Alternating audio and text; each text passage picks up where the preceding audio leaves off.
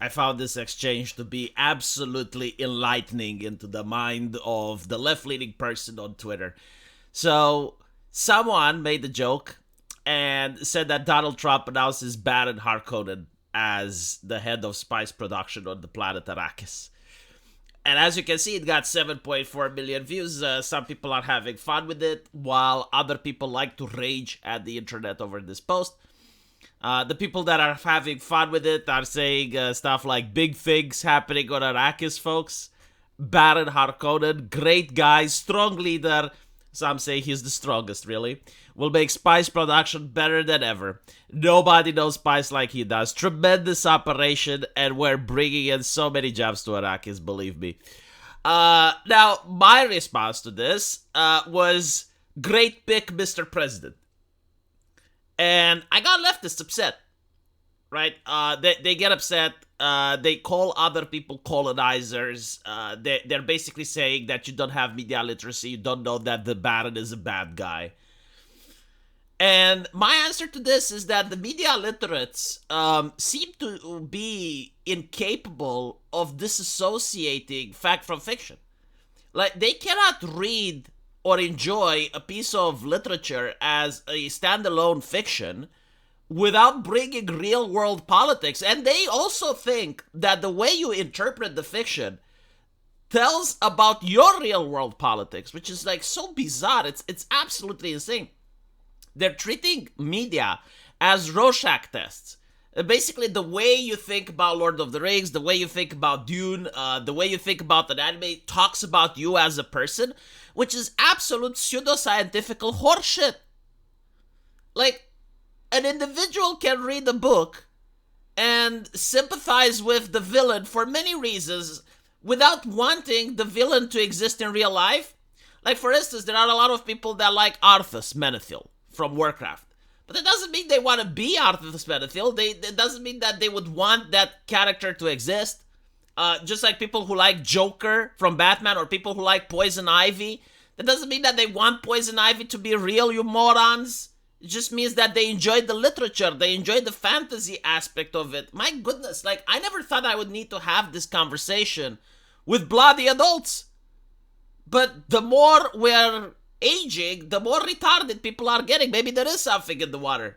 I don't fucking know. But, like, when I was growing up, people weren't this retarded. To be fair, like, there were religious folks that didn't appreciate art for other reasons. They thought that if you're making art that's blasphemous or that's sinful, it upsets God and God will punish people. At least that had more sense. It was more consistent with the ideology, but now people are just mentally unwell. So, the thing that is happening here is that they're associating, again, real life politics with the fictional universe of Dune. And they're incapable of viewing Dune from its in-universe politics without making comparisons to the real world. So basically, they view for those of you who don't know, in the Dune universe, there was this thing called the Butlerian Jihad. The Butlerian Jihad refers to technology advancing to the point where people had AI. And the AI turns on humanity. You have a really nasty war between men and machines. And at the end of the war, humanity barely survives, and they decide that they will never use AI again. So, to create computers, to create anything that thinks like people, is banned in the world of Dune. And this becomes a problem when you look at the way space travel works, because for space travel, when you have a ship traveling faster than light, you have to make calculations in order to make sure that you're not hitting an asteroid, you're not hitting another planet. And these calculations cannot be done without a computer.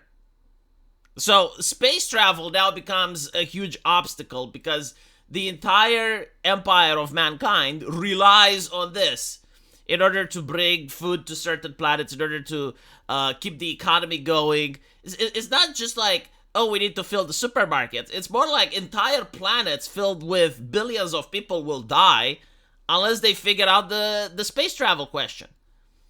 And the way they do it is that there's this substance called spice on Dune. And the spice allows people to have like short premonitions, to develop their mind and abilities, to evolve as humans beyond what a regular human can do. So with the spice, you have like these creatures called navigators, and they're able to now uh, calculate the same way that a computer can. Well, more like they can see into the future a little bit, so they know how to steer the ship. And now space travel is possible again. I'm simplifying it incredibly, but again, just so you can understand what the actual lore is. So spice is now essential for humanity's survival, and it can only be found on one planet, a desert planet, and the planet is inhabited by a group of people called the Fremen. They're the natives of this planet. And the person in charge of extracting the spice is the Baron Harkonen, who's a very ruthless individual, and he's oppressing the Fremen. Now, again, this is in-universe, and it's obvious that the author made a couple of parallels to the real world, right? Like a desert planet, the Fremen, like it's obviously a parallel to the Middle East, to oil, right? But just because it's a parallel from the real world, it doesn't mean that the in-universe Dune fiction applies to the real world. Like in these situations, the Fremen, like, they must be oppressed. I'm sorry, but if you're creating an image of mankind being in the trillions and their existence relies on the spice, like, that is more important. Like, the rights of the Fremen is completely dwarfed by the fact that without the spice, trillions will die, right? So what you want is to make sure that the spice will flow and to put a person in charge that will extract the spice and do the job. So in this situation, Baron Harkonnen, not ironically, is a great pick. Like he, in the books, ensured that the spice would flow. It's only until the Emperor tried to involve him into some of his plans, because the Emperor was afraid of losing his seat, and he tried to involve the Baron in his political machinations, that the Baron fails. But if the Baron was left alone, and the Emperor didn't care about his seat as much, it's like, oh, well, the Atreides are becoming more popular. Oh, well, fuck, I guess if I lose my popularity, I'll just go back on my planet and live as a planet governor for the rest of my life. Oh, boo-hoo. Right? Basically, like, the Emperor was losing prestige in the parliament, and he was afraid that he would be replaced by House Atreides, so, like, he involves the Baron into a plot which ends up with the Baron losing control of Arrakis. That's pretty much what happened. But, again, like, from a political standpoint, in the Dune universe, like, no, I can see why people like the Baron. Like, he was actually making sure that the spice would flow. Like, people would be envious of the Baron, but he would be a great pick as a governor for Arrakis. Now, regarding the Fremen is more interesting. I'll give you some spoilers here. Spoiler warning, spoiler alert, right? People say that the Fremen were oppressed, but the moment they got into power, they started murdering the entire galaxy. They declared a jihad upon the world of Dune. And they started murdering people. Innocent, civilians, etc., right? And even with that in mind, the people who are into social justice, they still think that the Freemans are the good guys, and they talk to us about media literacy. Like, how about you go fuck yourself? How about that? You do not understand the fictional universe at all. You're not planning to understanding it. And you just think, oh, because it's inspired by real people in real life, then I must sympathize with the Fremen. No, you don't. The Fremen are awful people. God awful. They deserve their oppression. In fact, they weren't oppressed enough. Just so you can understand, if I was there in the world of Dune, what I would have done is I would have told the Fremen, it's like, look, you got two choices.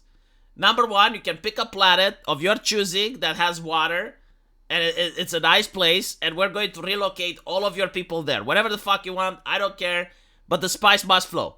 If you don't want to, we're going to fucking nuke Arrakis. We're going to radiate this place, turn it into a wasteland. Our harvester can work, even though there's radiation. The sandworms are underground, they can survive, even with the radiation. You guys can't. I'm going to fucking nuke you. So, let me know what you pick. Like, this is how I would be. Because at the end of the day, when you look at the story of the setting of Dune, yeah, the spice must fucking flow, right? So the Fremen are awful people, and I realized they're awful just like while reading the book one. Like, I didn't have to go further to realize what would happen if these individuals would have the power for interstellar space travel, which is what the Atreides eventually give them. And they just purge the galaxy, and these are supposed to be the good guys. Very interesting. Again, people with media literacy, judging others. It must be so sad, though, to be unable to just, like, think from the perspective of the universe. To think, like, okay, this is a fictional setting presented to me. These are the rules in said fictional setting. Let's analyze what the characters do and if they're making correct decisions. No. It's like, this is a fictional setting inspired by real-life events. In real life, I like these people. And therefore, I must sympathize with them in the fictional setting, regardless of what they do. Fucking horseshit. And it's also, like, this is also scary, because if we actually do treat art like a Rorschach test, it basically implies that the moment a social justice activist cares about a group of people, then no matter how much damage or how bad those people may be, they will care with them no matter what. It's fucking scary. Like, you're not supposed to be like that, like, even whether it's an individual or a group of people, you're supposed to judge them by their actions. Like, when they do good things, you're supposed to praise them, and when they do atrocities, you're supposed to condemn them. Like, people as a group can't change or improve if no one is going to criticize them. And when looking at the Fremen, this is what a lot of people on the internet are doing. They're like, well, I mean, they're committing mass genocide at an epic scale, but they're the good guys. It's like, no! Let me know what you guys think, and as usual, I will see you in the comment section. Take care.